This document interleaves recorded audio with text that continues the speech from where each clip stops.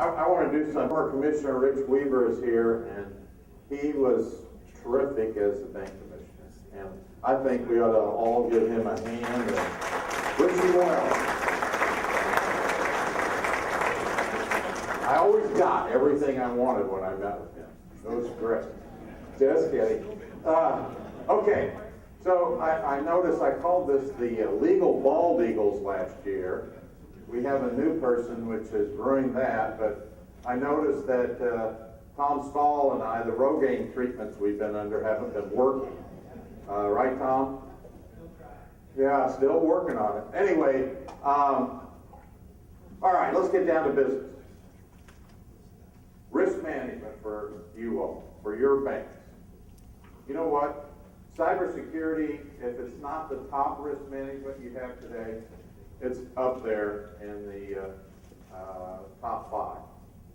So I want to cover that a little bit today and give you a couple of takeaways from that, and we'll go from there. Stop me anytime if you have questions, and I'll do what I can to answer them. Okay, Joe, the Rogaine treatments on you haven't worked either, buddy. Okay, so here's my disclaimer. Nothing I say today will be true, accurate, or anything else. No, just kidding. No legal advice.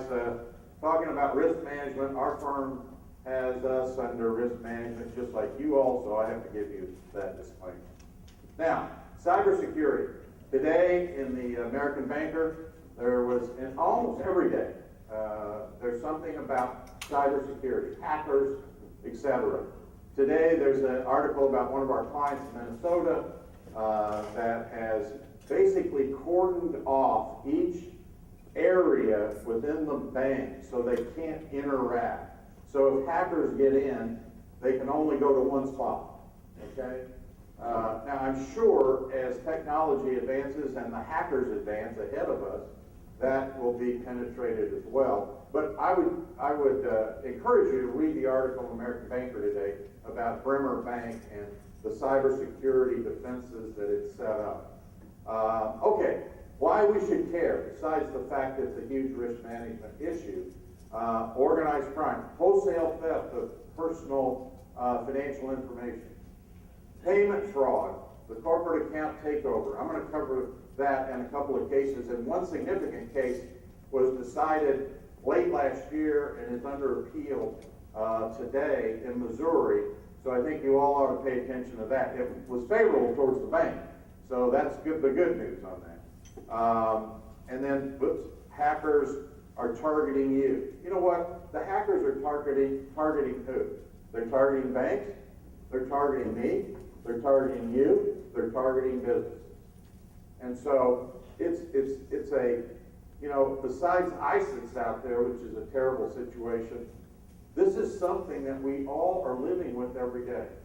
The good news Mark Stingley was talking about was bankruptcy. My wife's cards have been compromised so many times, I'm staying out of bankruptcy because she can't use it, right?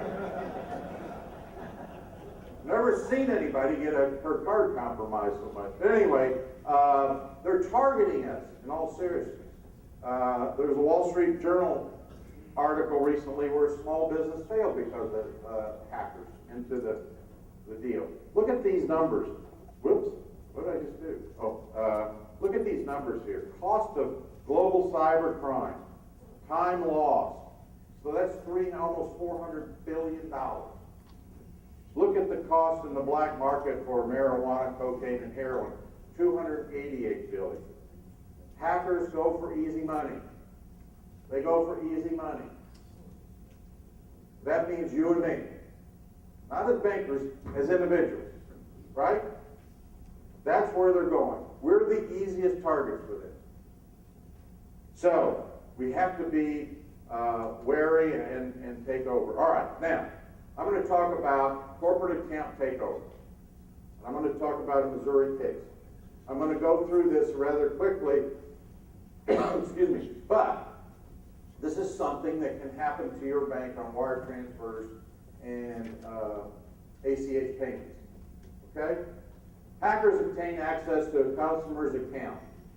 through obtaining all the information. How they do that, I don't have a clue. I'm lucky to turn on the computer and turn this clicker, okay? But somehow they go through a customer's computer, get into it, and it may be 100 days, maybe 200 days, that they're in that computer. They're able to copy all of the stuff that's in there that enables them to get into that company's bank account in your bank, okay? So that's the scene. And all of you are familiar with that, right? Everybody familiar with this? Oh, why? You dead? Wow. Okay. Generally accomplished with malware, whatever the heck that means. And then the hackers use the stolen credentials to get in and initiate wire transfers and ACH transfers. Transfers are to mules, and where does that money go once it goes to the mules? Out of here. It's gone. It's gone. Funds are quickly sent overseas. All right. Now, very simply, I want to keep this simple because I'm simple. A bank must refund any payment received with respect to an unauthorized payment. Okay? Or plus interest. That scare you? You're liable. However, thank goodness there are exceptions. The customer has to come within 1 year and tell you that they've lost money. The other exception, which I'm going to talk about, is the use of commercially reasonable security procedures. That's how you stay out of trouble in these situations. Security procedures exception. A customer, now, the bank originally was liable, right? The customer is bound by an unauthorized payment order if the bank and the customer have agreed that the payment orders will be verified pursuant to a security procedure. So you have to have the security procedures agreed to with the customer. The security, the procedures have to be commercially reasonable. And we all know from our UCC days, that's a definition that's very broad, but we'll talk about it. The bank proves it accepts the payments in good faith and in compliance with the security procedures and any written agreement that the customer and the bank have entered into. Okay? Everybody with you? Are with me? Okay. Now, what is a security procedure? It must be established by agreement. And generally, the security procedures are employed by the bank on its own account, don't count. It has to be under an agreement with the customer. They can be designated to verify authenticity or errors in transmission on content. All right, so here are examples of the security procedures. Algorithms, codes, passwords, encryption, callback procedures, duplicate signatures, right? Duplicate authority by the customer, so that you don't have just one person. So all of these are examples of security procedures. I assume, I hate to ask this question again since everybody's half dead, how many of you have security procedures under written agreements that you go over with your customer? Okay. Those that don't, come on up, see me later. No. Okay. So signature comparisons by itself, a signature comparison is not a security procedure. All right. What is commercially reasonable? Okay. Commercially reasonable is a question of law decided by a judge. So it's based on the customer's wishes expressed to the bank.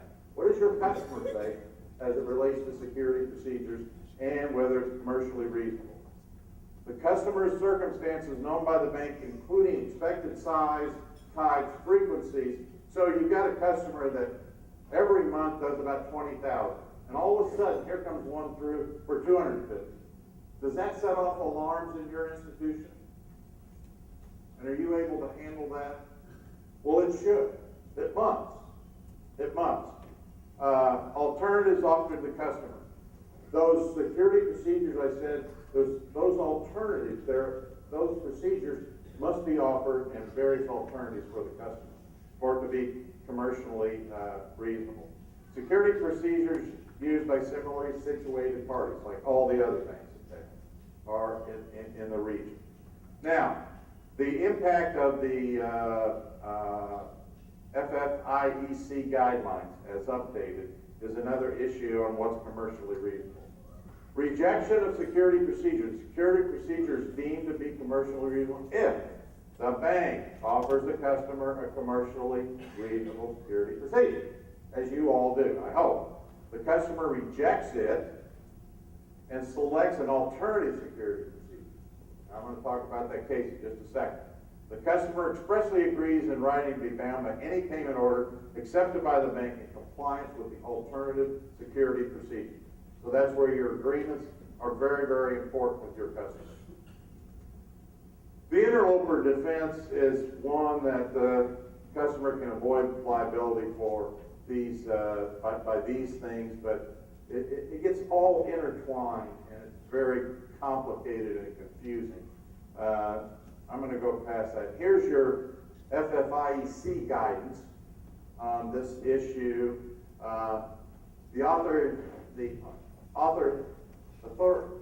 Anyway, whatever that word is broad. Not just a login, all right? You got to have more than that. Requires a system of layered security, okay? Requires periodic risk assessments and adjustments to whatever the word is, controls. Recommends multi-factor, whatever the word is, for business customers, okay? I said I was simple, didn't I? I'm proving it. Emphasizes fraud detection, monitoring, and evaluates certain of those methods. And examiners have started looking at this in 2012. There are 500 banks right now that are being examined for the security of their IT systems and across the board because the regulators think that this is a big risk to the banking system in general, to all of us as citizens of the United States. Okay, recent litigation. Of course, 2009 is not that recent, but all of these cases, I would hope that your compliance people, IT people, have read these cases and help. The one that I'm going to talk about in a minute is this case down here, which was in Missouri in the Western District, decided late last year. A title company and Bancorp South. I'll get into that in just a minute. So, misuse or failure to use available tools. Now remember, the bank's liable, right, unless there's an agreement with the customer. So what if there's a misuse or failure to use available tools? This case says, the customer had the right to have these security procedures offered to them by the bank, and the customer declined. So what makes sense? That the bank's not liable on a corporate account takeover. Now in this case, the bank failed to use token technology. That was a key thing. So I don't have any clue what a token is. If somebody wants to come up and explain it, but it's something to do within the system that what I understand is these tokens can tumble frequently, so the customer's account is secure.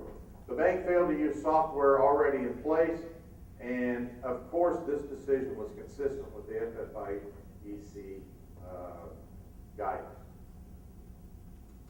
All right, here we go. So there's a title company in Franklin. Title company had $440,000. The title company contacted the bank. Not really. The hacker went through the title company's computer, got into the bank, and had $440,000 wired out of the title company's account. The title company found out about it in a few days, because the 440,000 didn't get to the closing for the real estate, right? So, who's liable? Who's liable? Well, as we said earlier, the bank is liable, right? Would have to refund the 440,000. Unless you follow one of the exceptions. One of the exceptions is you have security procedures, you have that are commercially reasonable, that are agreed to by the customer. The bank, the title company declined the bank's offer of dual control for outgoing wires. They said, we don't have enough people in our office. A lot of the times the people aren't there, so we only want one, not two. Okay? And the bank had offered that. The court relies on language of the parties' wire transfer agreement. Dual control is a commercially reasonable security procedure. The bank didn't act in bad faith. The interloper defense is inapplicable. And so the bank won and did not have to give back the 440,000. Now, the case is under appeal for reasons. One of the court decisions was that attorney fees were awarded to the bank, which, in my humble reading of everything, is probably not right. And so part of the appeal is over the attorney fees. So here, this title company lost $440,000 plus about $180,000 in attorney fees, plus its own attorney fees to fight it. So you need to watch this case. But here, the takeaways are: court relies on language in the wire transfer agreement, dual controls, commercially reasonable, and here the customer declined one of the security procedures. Okay? Any questions? Okay. Allocation of loss arising from in-person wire transfers. You can read that, just a continuation. Okay, assessing and managing the risk. The crucial role is following these guidance. The growing duty to monitor out-of-pattern transactions. I talked about that. The need for care in drafting wire transfer agreements. You need to have your agreements reviewed and reviewed and reviewed, and be sure you're offering all of this, the options and can perform. It's not that you're just going to offer these security procedures, but you have to have the capacity to perform those procedures. The allocation of loss is the sharp distinction between check law and wire transfer law.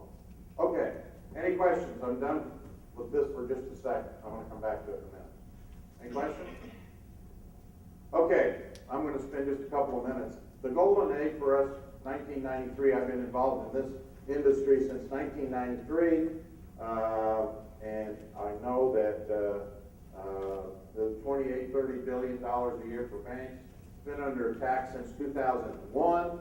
I don't understand the attacks because I've been so biased for the banks that had overdraft programs. We were making good money. We weren't really hurting anybody. And not only that, but about 85% of the customers said they wanted the program. So now we have CFPB wringing its underwear out, trying to figure out what kind of rules are going to be issued by the CFPB on overdraft. The one thing I'll tell you, and then I'm going to quit on this issue, is no more high to low. No more high to low. If you're doing high to low, don't do high to low on calculating fees. And so that's all I want to talk about. Any questions? Melanie's giving a speech to a bunch of lawyers here at the end of October on this, so we'll look forward to all of her pearls of wisdom, right? Okay. We'll give you a report on that next year. Just be careful. I'm going to go back to cybersecurity. Obviously, it's a threat to banks. Remote capture, we have that all over the place now, right? All over the place. No big hits on banks yet. Is that a true statement? anybody alive? Hey, check this pulse over there. Is that a true statement? No. What happened 2 weeks ago? J.P. Morgan and 4 other institutions were hit. They got hit. And you know how they got hit? The employee's computer, an employee of J.P. Morgan was using his or her computer at home, and God only knows what sites they were on.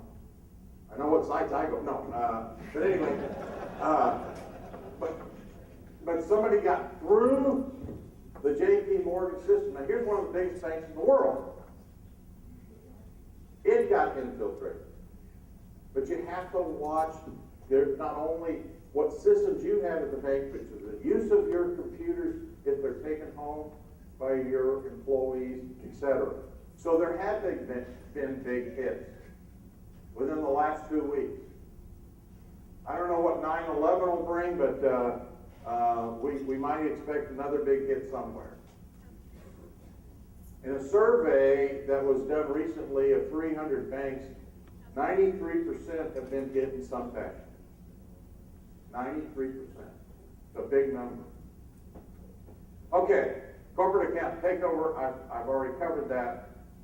So what are they doing? What are they getting? The data breaches, customer info, and customer money. That's what they're after. They can get my social security number and do whatever it is they can do with it. That's a data breach of customer information. And that's one big thing. Sell it, use it. Same way with money. My money, your money. Targets. We've had Target. First one hit. The Windham, Schnucks in St. Louis, right? Which cost a number of you in this audience some money because you had maybe some Schnuck cards out. Who was hit last week? Home Depot. Oh, you're live. Thank you. Home Depot, which is reported today that it's going to be the largest security breach in history. Now, I don't know what that means. Thank God I don't do home repairs. And I'm not in Home Depot. My guess is my wife's been there, so we'll get hit, I'm sure. So there you go. I mean, it's just going to go on, folks. And you're thinking, well, what do we do about it? Well, I don't know. If I knew, I wouldn't be standing here talking to you guys. Anyway, what to do? All right, here's the takeaways, and then I'm done. The takeaways for your institution. I'm sure you have your procedures set up, and there you go. Test your system. Duh. Upgrade your system. Due diligence on your vendors. Big deal with your regulators. Know your vendors. Do your due diligence on your vendors. See how they perform.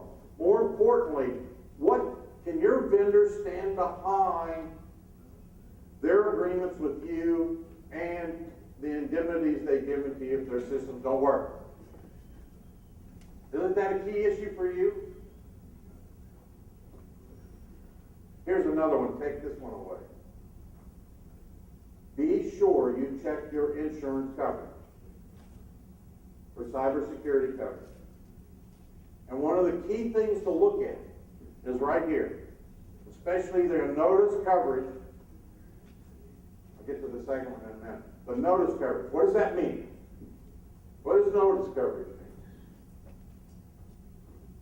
So you have a data breach at your institution. What do you have to do? You have to notify your customers.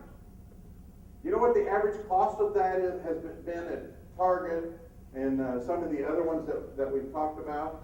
About $150 to $200 per notice, per customer. Okay? Now think about it. You got 1,000 customers and it's $200. What is that? You guys are mathematicians. Think of that. Need to be sure that's in your insurance policy. Notice coverage. look at it. Then, of course, those of you that are directors and executive officers, that you're covered, because Target, Wyndham, their shareholders are bad. I won't say a bad word. After, okay? After the officers and directors. What to do? Establish a team. An annual independent audit, research and engage forensic vendors, call centers, and of course, law firms. Of course. They're very inexpensive and will be very helpful. No. You really need, these are the takeaways. Determine how to preserve evidence. Any of you thought about that? Know the laws and who to notify. Someone's job's going to be on the line if you have a significant data breach. Okay? I'm done. You're all thinking, thank God, get out of here. But any questions at all? Key issue for us as a nation, for us as bankers, for us as individuals. So we have to stay on top of this best we can. Thank you very much.